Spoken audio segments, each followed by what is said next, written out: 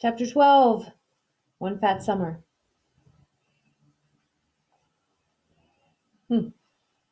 Page 129.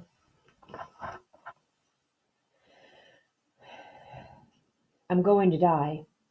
I'm sinking into the island, my hands and knees in mud puddles rising to drown me. Soon the water will reach my belly. The wind-whipped rain streams off my back.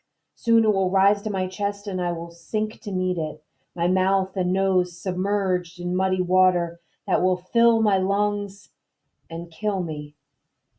Poor fat Bobby Marks. One fat joke. Better if they never find my body. I don't want to be caught dead with my clothes off.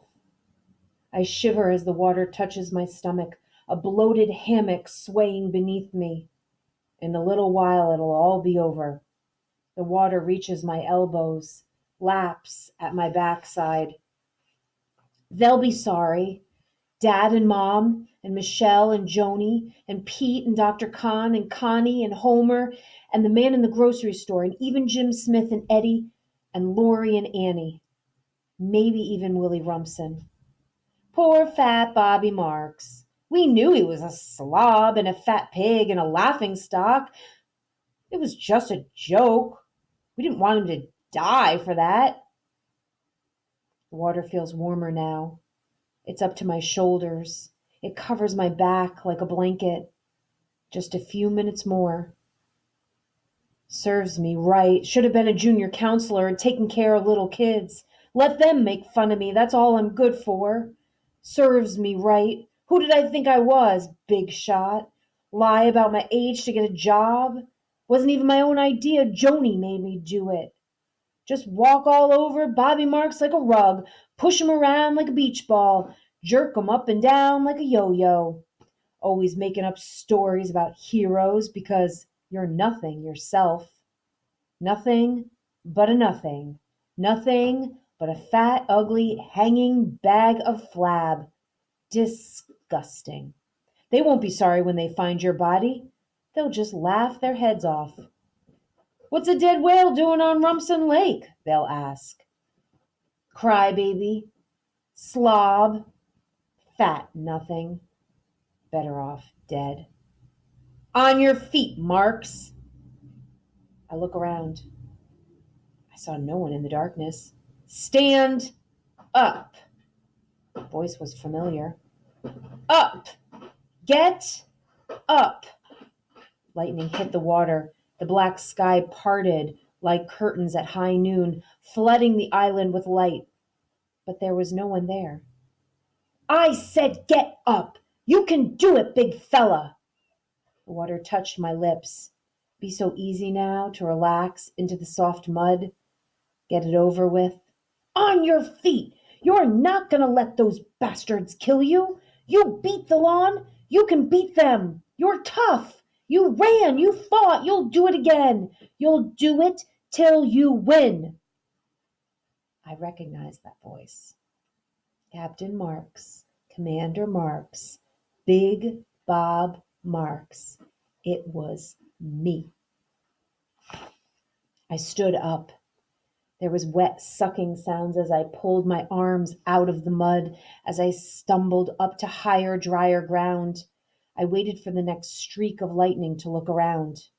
The old cabin. I ran toward it, ignoring the stones and the branches cutting my bare feet. I smashed the door open with my shoulder, and I fell in. The roof leaked, but it was warmer and drier inside. The floor of the cabin was covered with damp mattresses. I nearly tripped over an empty beer bottle. Lightning showed me dozens of beer cans, piles of food wrappers, a broken whiskey bottle, what looked like old white balloons. Not balloons. Cigarette butts, a pair of panties. Makeout Island.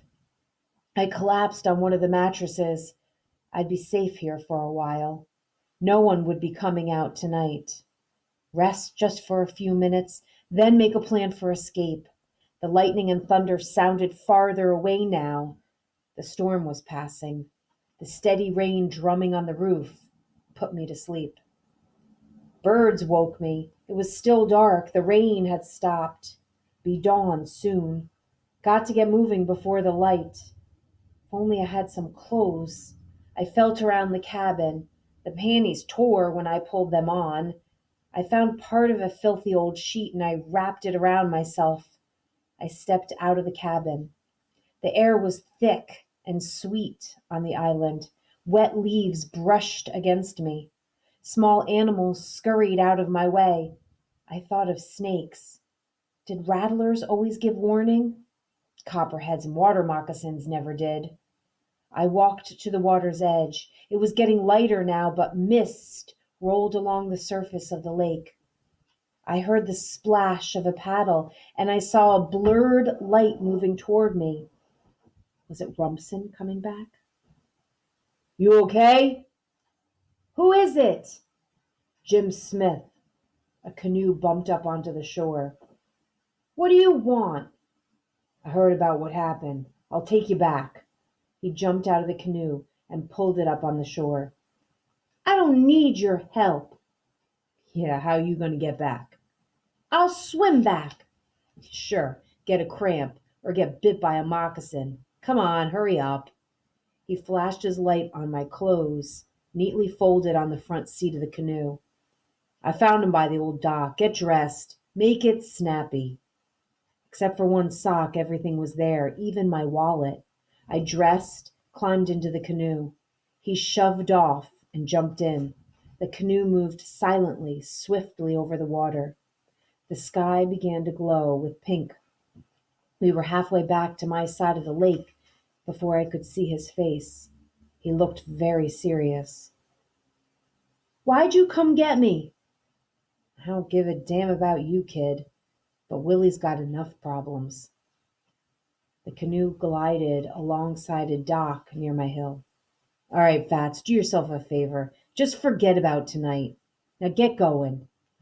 I scrambled up onto the dock. By the time I turned around, he was paddling away. Long, powerful strokes that sent the canoe shooting over the water. Jim Smith never looked back.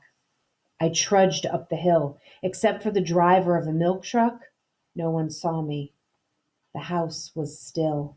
I peeked into Michelle's room. Her bed was empty. I took a shower and made myself breakfast, scrambled eggs and bacon and toast with butter and jelly. I was still hungry. I found the other chicken sandwich from last night. I drank the rest of the chocolate milk, right out of the pitcher. The phone rang.